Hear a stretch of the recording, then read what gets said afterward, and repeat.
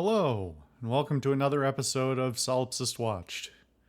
On this episode, I watched Tomb Raider 2018. Oh man. Well, for those of you who have watched my Tomb Raider the game, the reboot game series, and have just finished that a couple of days ago when this will release, you'll understand why I watched this. Tomb Raider 2018 is a movie adaptation of the reboot of the game series. So it's supposed to more or less follow the game that I just played and I guess parts of the sequel, as the sequel game as well, that came out in like 2016 or something. I haven't played that one, obviously, and I don't intend to. But anyway, I felt it was only appropriate that since I've watched the original Lara Croft, two Lara Croft movies, it was only right that I watch this one as well. I wasn't expecting anything good, and boy was I not disappointed. This movie is a mess. Before I go any farther, I apologize if you can hear any noise in the background. The owner of one of the neighboring buildings is doing some do-it-yourself construction and is very bad at it and is abusing a circular saw right now. So it's just squealing in the background and they're dumping big chunks of wood all over the place for no reason. Sorry about that if you can hear that. Anyway, I digress. Okay, so this game, or this movie, whatever it is, claims to be attached to the new reboot series of games. It sorta is, and it sorta isn't. I will say, towards the end of this video, I am going to breach the no spoilers, but I will mark that pretty clearly so you'll know when that is if for some reason you want to watch this and don't want it spoiled. All right, where do we start with this? So obviously the person who they've cast to play this version of Lara Croft, Alicia Vikander, is a pretty good representation of the character as rendered in the reboot series. However, let's just talk about all of the characters at once. None of them have any charisma or any on-screen presence or give me any reason to care about them. They are all flat and without any definition, and they're not acted poor. I can't even say they're acted poorly because they're just written so flat that there's no actor in the world who could possibly make them not flat. So there's almost nothing to say here. They're all just very boring. But if you've watched either of the two Lara Croft Tomb Raider movies, the ones with wow, I'm having a brain fart. Can't remember her name. Brad Pitt's ex-wife. Why can't I remember her name? Hold on. It's gonna drive me nuts.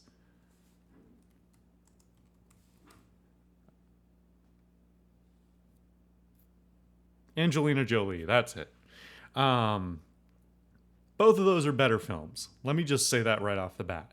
They're not good films. Don't get me wrong. They are cheesy and poorly made and a mess and often boring in their own right. But they are fundamentally more interesting than this one and more charming in every way.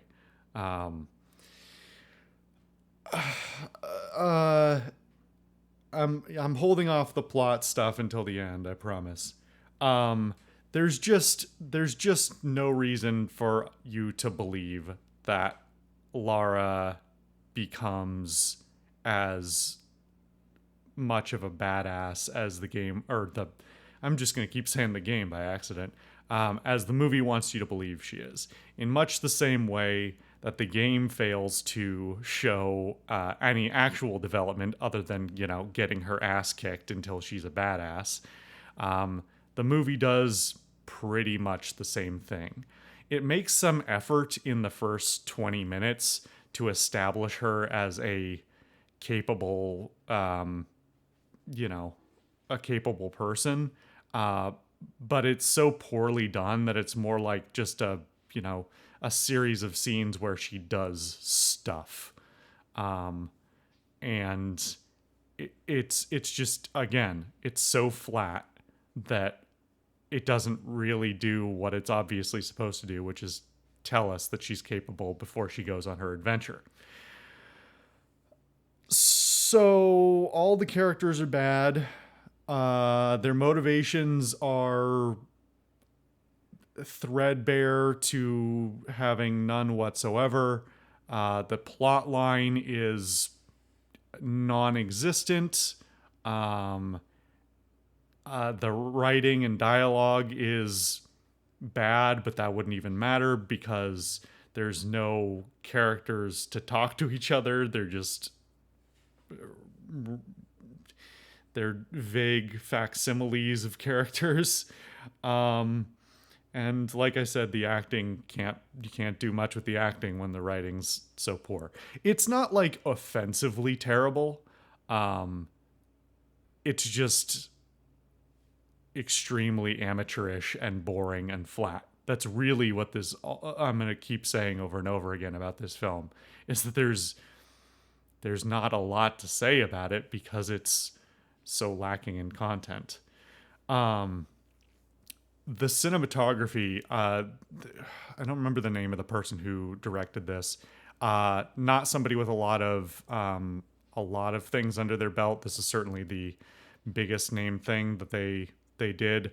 The cinematography is mostly kind of mediocre, sometimes pretty poor, but I can't even necessarily blame the director or the DP for that because it is very in keeping with the 2010s style of action film where everything's dark and shaky cam and too much cutting and long shots of a character on top of a whole bunch of CGI, and it's just boring. In keeping with that, the action scenes are all boring. They are shot, like I said, in that same sort of generic style for the era.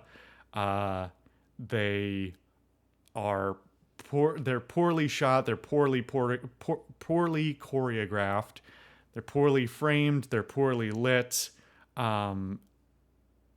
It's just, and they start and end unceremoniously. In general, the structure of the film just really, for the most part, jumps scene to scene with very little motivation. On many occasions, it's literally Lara walking from one area into another area, and suddenly the movie transitions into doing a different thing. She walks through a door and something else is happening now. And it's not so far as to be the movie's just happening to the character. It's not quite there. But Lara's agency is questionable at best. Again, the writing is so nothing that trying to pin down what part is at fault is it's a moot point. Yeah, it's just a very charmless, boring film. And sure, there are worse things you could spend your time on, but uh, I find I find very few things more offensive than uh, just plain old wasting my time, which is really what I got, the feeling I got by the end of watching this. Um, yeah, it's uh, as far as how it adheres to the the game's plot line, it doesn't really. I'll get to that in a few minutes, but for the most part, it only takes some of the overarching plot points and throws out the rest. Uh, but yeah, um, I guess does this count as no? I well, yeah, it probably does count as uh, plot spoilers at that point. So I'm gonna hold off for a moment. I'm gonna start talking about the plot of the movie itself because I need to talk about how it compares to the game and how this is genuinely worse than the plot of the game, um, in pretty much every way. Uh, and if you haven't watched the game, me play the game, or you haven't played the game yourself, or you desperately want to watch the movie, then go right ahead. I can't stop you, but I wouldn't recommend it. So from here on out, I'm going to start addressing the plot points of both the game and the film. So you've had your warning. Here's your warning. Get out. Okay. Okay, so the movie's arc is almost completely different than the game, but it keeps the basic setting and the like the mystery somewhat the same. And by that I mean there's an island and Himiko is there, and that's about it. Um, the movie does not start where the game starts. In fact, I pretty much the point where they would meet up, and it's a very apples and oranges sort of comparison in the first place, but the place where they would meet up is about 57 minutes into the film, and this film is just short of 2 hours. So uh, take that for what you will. The overarching plot of the story is not really even about Laura or about Himiko. It's about Laura's dad having gone missing.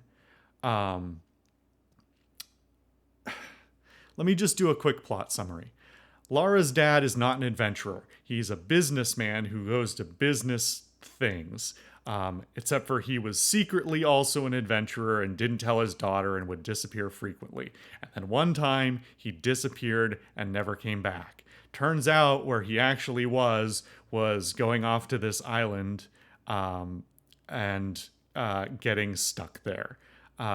And not even for the same reason as the game, which is, Himiko's power killing everyone and keeping them on the island and destroying their boats. It's not even that. It's something else entirely, which I'll get to eventually. So, Laura is pouty and weird and likes being broke, so she won't take her inheritance, and they sort of unfold that like it's a discovery, but it's not. And she's just she's working as a courier and bumming around.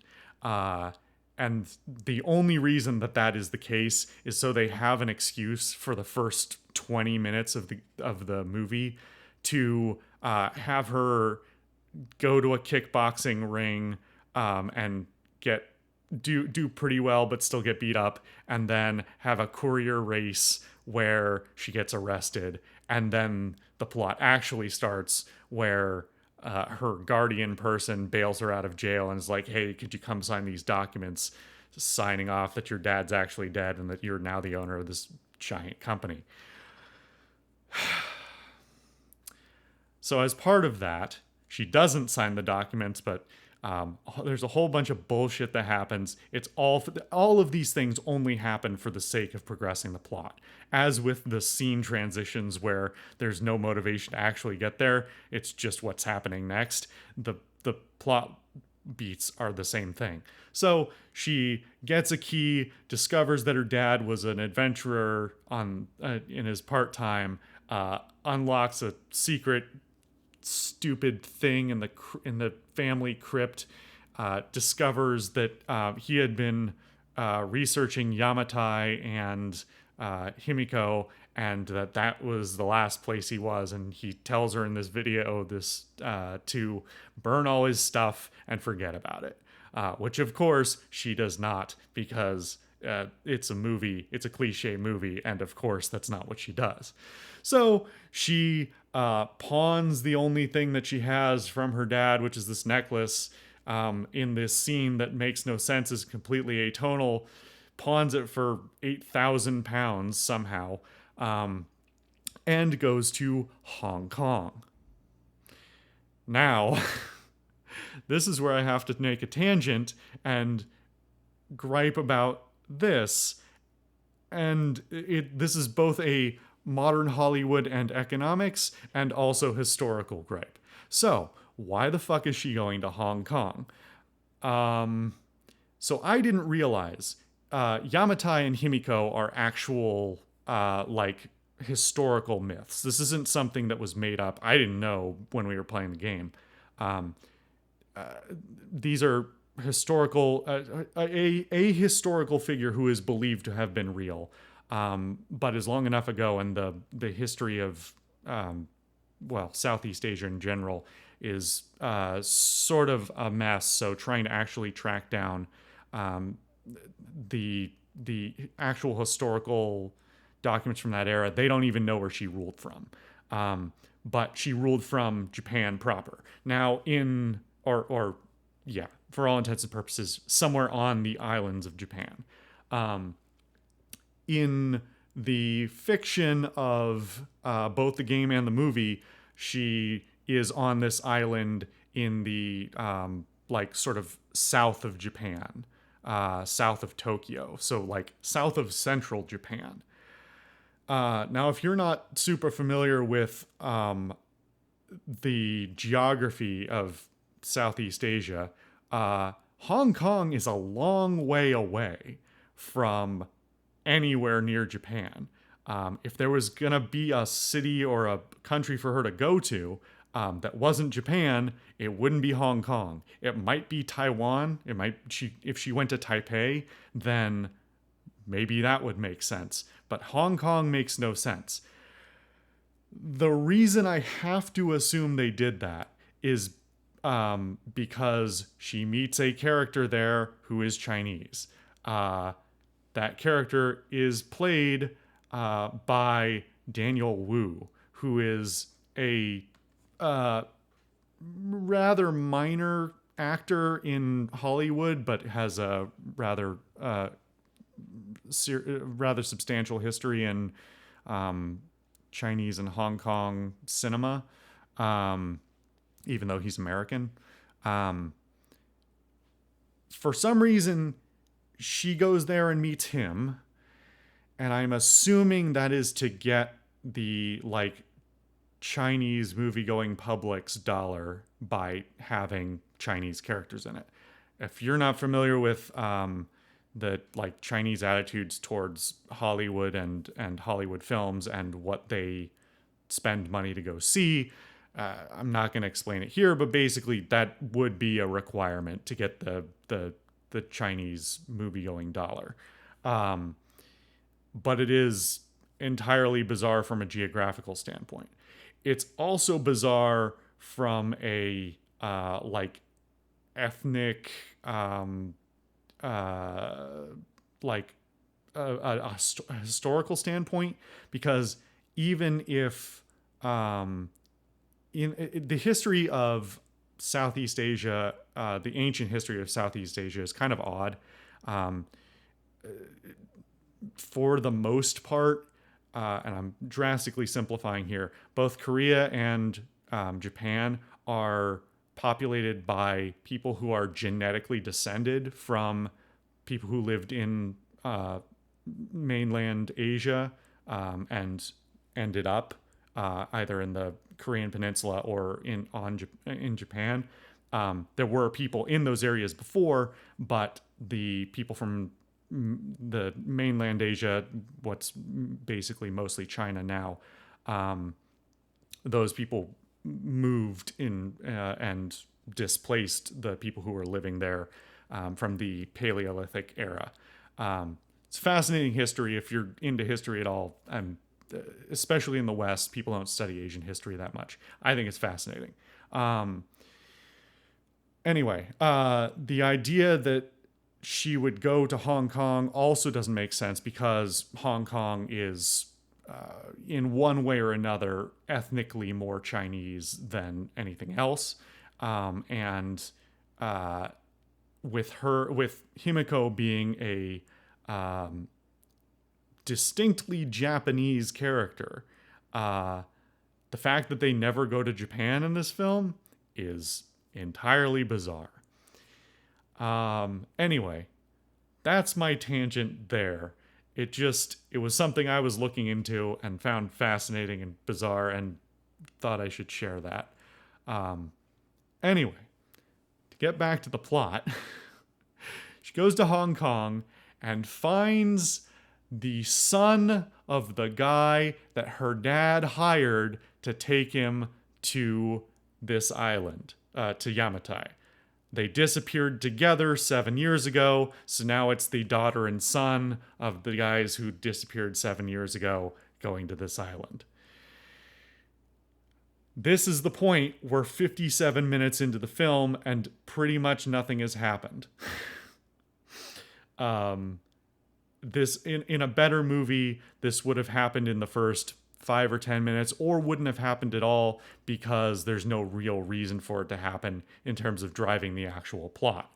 The actual plot happens, for the most part, once they actually get to the island.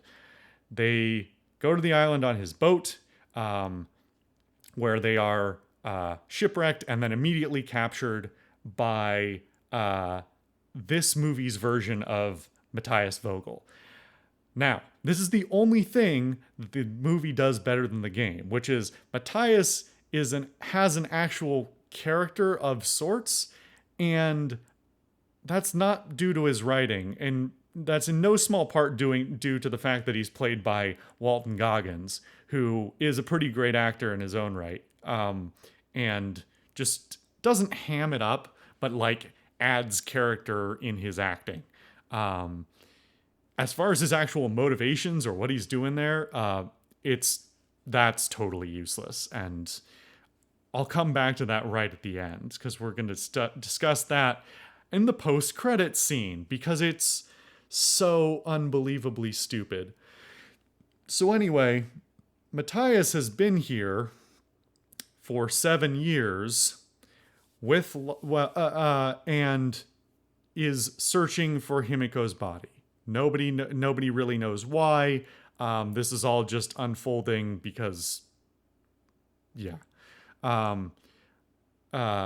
With Laura having not burnt the documents, but saved them from the shipwreck, obviously they are now in Matthias's hands. He's like, oh, thanks. I wasted 7 years, but you saved my ass. Now I get to go home. And they make a beeline for the location of the tomb. They then throw Laura and her friend into a forced labor camp because that's how they're doing the excavation and apparently have been for 7 years, is with slaves of other shipwrecks, and a whole bunch of guys in tactical gear standing around menacing them. It's very goofy. It makes no sense. It's not even that far off from part of the plot line of the second Lara Croft Tomb Raider movie. Except reflecting back on that, those scenes have so much more charm and the villains have actual motivation and a reason to be there of sorts and are like just militantly competitive in the adventurer space. Okay, I got to take another tangent and talk about the background and the problem with the background of Lara Croft. So this is getting heated, and I'm 25 minutes into this video. Perfect. This is going to be a long one. Okay, they didn't have to make this a Lara Croft movie just the same way they didn't have to make that game a Lara Croft game. But they did, so I inevitably have to make the comparison.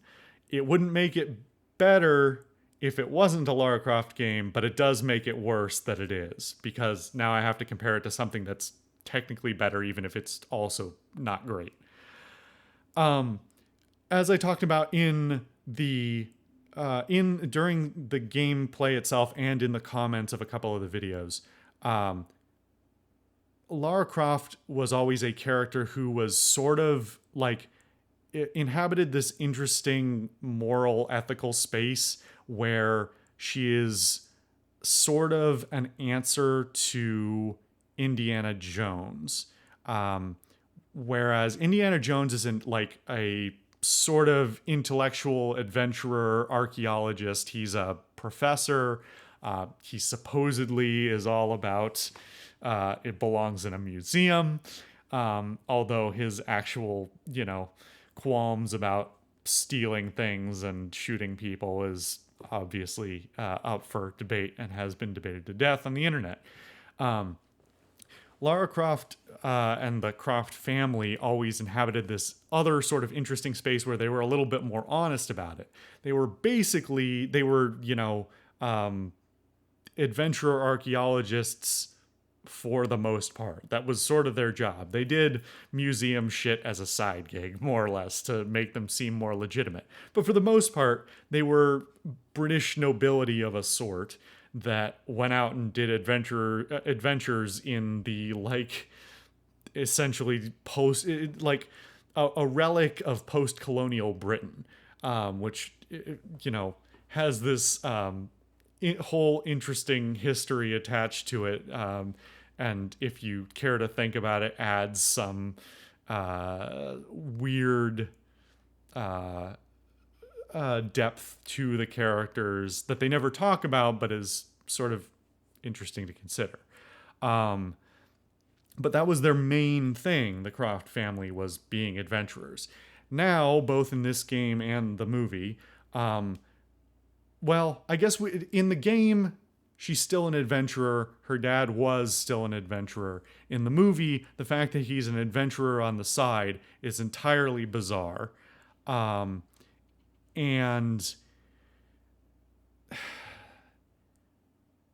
now I'm going to make an abrupt transition back to talking about the plot. So it turns out her dad's not dead, shock and awe, even though Matthias said he killed him 7 years ago. Guess what? Literally less than 10 minutes later, there he is. He saves her. Hobo dad saves Lara from, wounding. And I have a sentence here that I'm not comfortable with, so I have to share it, because this is from my notes. And it says, Hobo dad does sexy surgery.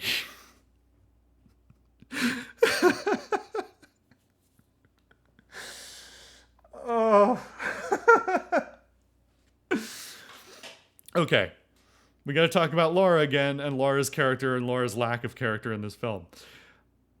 Lara Croft was always, for want of a better word, sexy.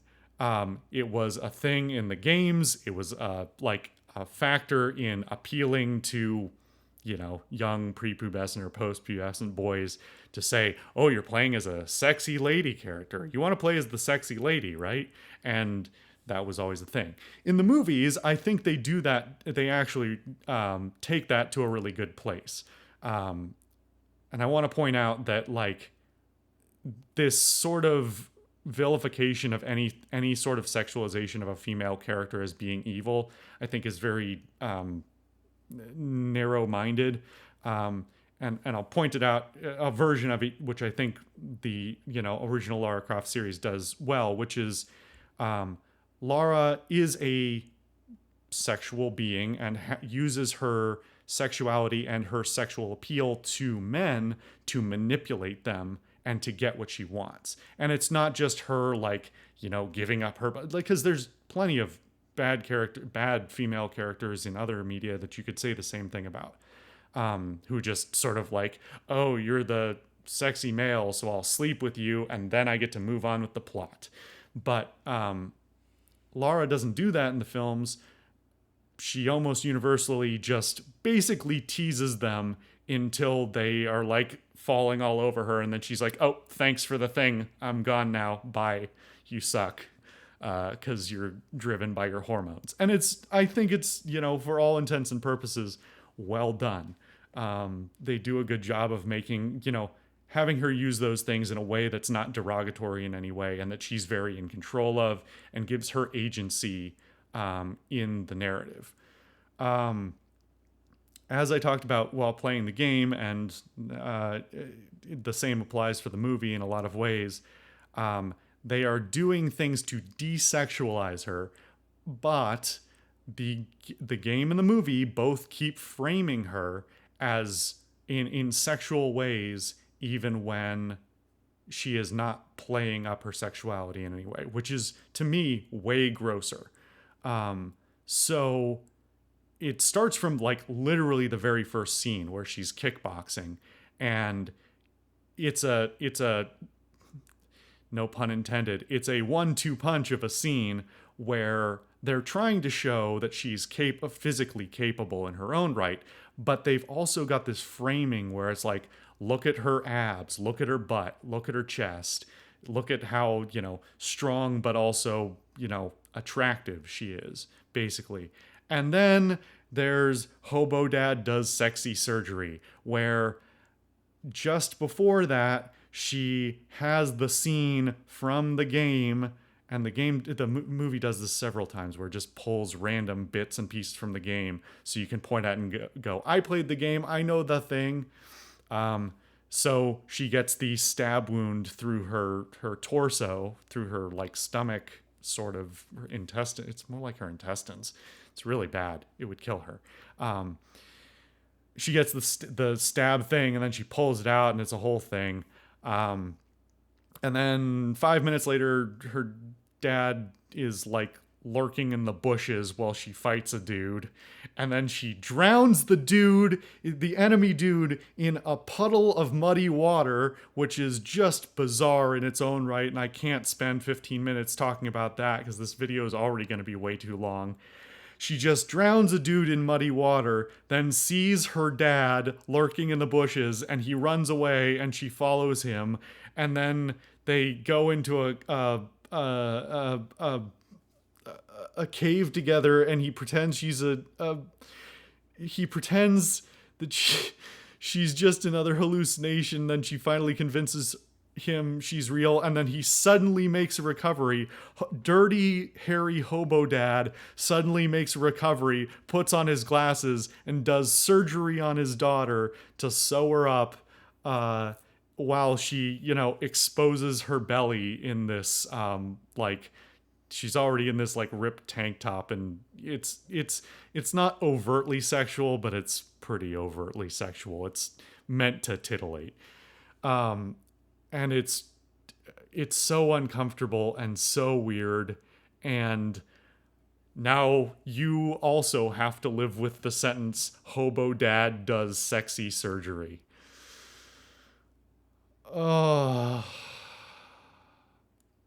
So now we're like an hour and 20 minutes, hour 10, hour 20 minutes into the film, probably thereabouts, and the plot still hasn't really started.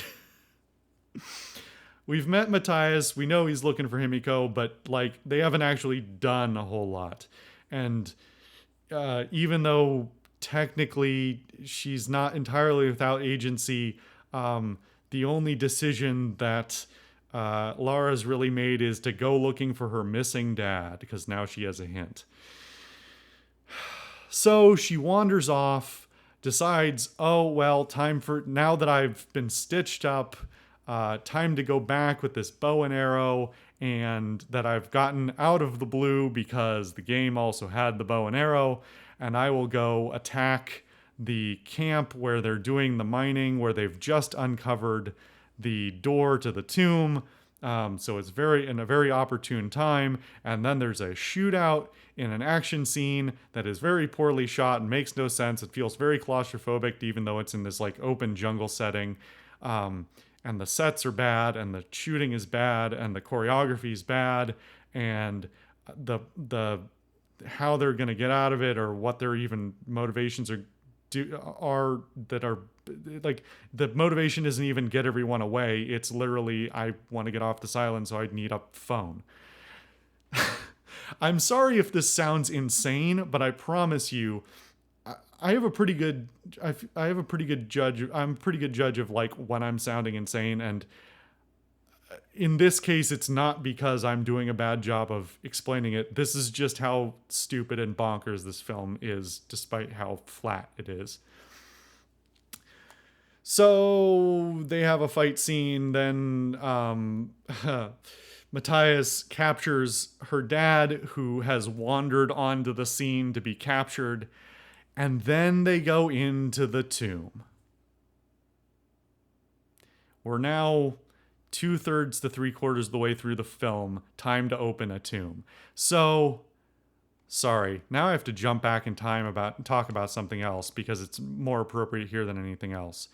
While she's on the boat on the way to Yamatai, she is poring over her dad's notes and like deciphering stuff. Except it's all done in a montage. There's no reason for us to believe that she has any of the skills required to decipher any of this. It's just hand waved as she's smart, she's multicultural.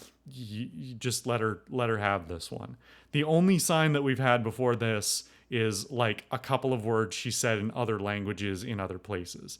And that was at home in Britain, not in like Hong Kong. She doesn't speak Chinese, so why we should believe any of this works, I don't know. Anyway, this happens again because she's like, I'll open the door, and there's this giant door that she just magically deciphers. She doesn't even like technobabble it, where, you know, the Star Trek style technobabble where she just says a bunch of words that don't actually mean anything but sound like she's deciphering something. It's literally a montage of her climbing up and down a ladder and moving some levers and wheels and going, aha, now it's open because I'm smart. It's terrible. It's terrible. At least in the other Lara Croft films, she's not that fleshed out, and she doesn't have a huge amount of reason, but like they already established that she's educated and has some knowledge, and then she technobabbles some stuff, and like you're just like, okay, cool. This is a D grade film. We're just moving on with it. Here, there's no reason for her to be capable of it. It's just happening. So then they go into the tomb. She solves a couple of puzzles as they're about to be killed in a couple of scenes. It really doesn't matter because it's not very compelling or interesting. There's literally a color puzzle. She literally says out loud, it's a color puzzle, because the writing is terrible. Why am I getting called from LA? And then most of them, with the exception of some of the Matthias's bodyguards, who of course get killed because they're cannon fodder. They get to the end, and they get to the tomb itself, and Lara and her dad are like, "Don't open it." Her dad is the one who's like actually knows the stuff. Lara's still skeptical that like any of this the mystical part of it is real. But it's that her like hesitation to believe the mystical part is even more poorly fleshed out than it is in the game. And then they crack open the sarcophagus, and long story short, Himiko is the carrier of a zombie virus. I'm going to let that one sit with you for a second. They touch her body, and one of the, the grunts touch her body, and as they're doing that, Laura's looking at a thing on the wall and goes, "Oh, they didn't bring her here to trap her. She brought herself here to sequester herself." And then it's like, oh, so she was a carrier of the disease, but she was immune, and she came here to prevent the end of the world by, you know, keep entombing herself.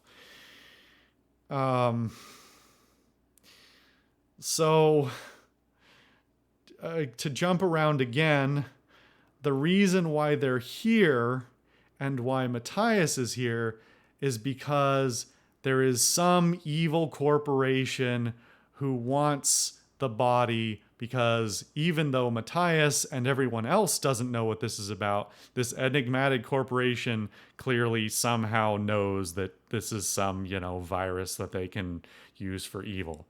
By the way, Matthias just does random evil things to be evil, like, shoot people and threaten people with blades and things. Generic bad guy leader stuff. So two of the guys get infected, and then there's some fights and some running around, and then some you capture her, I gotta get out of here with this finger I just cut off the body. And then obviously that goes well for Laura and poorly for everyone else, including her dad, who gets infected and then blows himself up. Doesn't matter, because there's no investment in any of the scenes with her father. She doesn't seem to be invested in her father actually living beyond what the text of the movie actually says. There's no apparent emotional attachment, or, for want of a better phrase, on-screen chemistry between her and her father, besides the really heavy-handed flashback scenes that have been speckled throughout the film prior that don't make any sense and are completely uncompelling.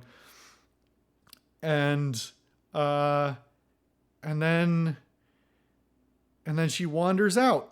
She survives, and everyone else dies or is infected. And then she climbs her way out of the tomb as it's collapsing around her, in the most 2010s action sequence, where it's just her running while a bunch of CGI crumbles around her. And then we come to the actual end of the film. So she gets pulled out of the tomb by her Hong Kong boat friend. What's his name? Lu Ren. Now I want to point out, I brought up Daniel Wu because he's a talented guy and also knows martial arts, and in this film he does know martial arts. If you hire Hong Kong action movie people and you don't have them do any Hong Kong action movie stuff, you've made a terrible mistake. Because Hollywood in general has a problem with not knowing what to do with actual capable martial artists and, action actors. And that mostly comes down to people out of Hong Kong, because that's where that was developed for, the last 70, 80 years, since the 50s, the post-war era, basically. Anyway, he doesn't do anything. He's just wielding a gun for most of the film, or being drunk. So another tangent gripe aside, they point a gun at the helicopter that Martin called to collect the body of Himiko, and they're like, "You're going to take us home." They say, "You're going to take us home because we killed the other people." They go home. They just hand wave how they get all the him back to Hong Kong and all the other people who were enslaved back to wherever they need to be, and then she gets back to Britain somehow. Doesn't matter. She suddenly is wearing a leather coat, like a leather jacket, and has her hair in the Lara Croft braid. And then she goes into the boardroom and signs some documents. And then, just after she signs some documents, we have the reveal that is also the hook for the sequel that is due out in 2021. Yes, they're making a sequel to this. I guess it did well enough to warrant it. That apparently her family's giant company owns the company that is presumably a shell corporation for this evil organization that wanted Himiko's body. So I'm sorry, I just gotta lean back and laugh because trying to describe this is so bonkers. I've been recording this for 45 minutes. It's almost half the runtime of the film. Oh my god. Just don't watch the film. Please don't. I mean, if you're here, hopefully you've already decided not to watch the film, but it's too late. So that's the hook. And it's so like heavy-handed because she like literally goes back into her dad's study and goes, "There's things to do," or something. It's some terrible line that I can't even remember because it was so generic. I like burst out laughing.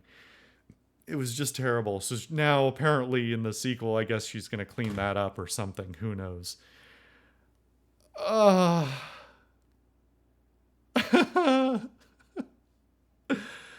Okay, if you've made it this far in the video, I'm sorry, but I hope this was entertaining because I just needed to vent about this. Sort of a housekeeping thing in relation to this. This is obviously the first one where I'm, breaching the spoiler policy. I did say at the beginning of this series that I wouldn't always not talk about the plot, but as I said, it's mostly a technical thing, or a structural thing to try and help me not talk about the plot for the plot's sake and talk about the other aspects of it. But after last week's video, I was a little disappointed with my own performance trying to talk about Falling Down. So I may start doing a more two-part thing where I talk about the movie and then I talk about the movie. But it will not be like this. I will not do plot summaries. I just had to do a plot summary for this one, both because of the game and because this one was so bonkers. Anyway, let me take a deep breath and collect myself. This movie's terrible in every way possible. I would rather watch the fourth Indiana Jones film. Yes, the one that we don't acknowledge exists. I'd rather rewatch that than this because it does everything better. It's shot better, it's written better, the dialogue's better, the characters are better. It makes more sense. And is generally more compelling. And that's saying a lot because that movie's also terrible. This one was just so baffling. I'm still absorbing it because having just talked my way through it, it feels like PTSD. That's a terrible joke. It feels like I just had to relive the terrible thing I just lived. And I cannot say enough how much you should not watch this film. And if listening to me describe how terrible it is has convinced you should watch it, really, please don't. I do enjoy the watching a bad film for being a bad film. But this is right in that. This is not in the so bad it's good. This is the so bad it's bad. Please don't. It's just awful. I guarantee, this is not tooting my own horn because I don't even think this video is particularly good, but I guarantee you will have gotten more out of the film by listening to this video than you will by watching the film. It's just awful. I don't know how to end this. I'm so sorry. I'm sorry that you went through the Tomb Raider game with me, if you did that. And I'm sorry that you just spent 50 minutes listening to me talk about this god-awful film. I can feel the madness seeping in. I did not think I was going to talk about it this long. I thought I'd maybe tack on another 10 minutes. So there we go. Thank you for making it this far. Thank you for watching these videos in general. Let me know your thoughts, as always. And hopefully next week we'll be back with something that doesn't make me feel so insane.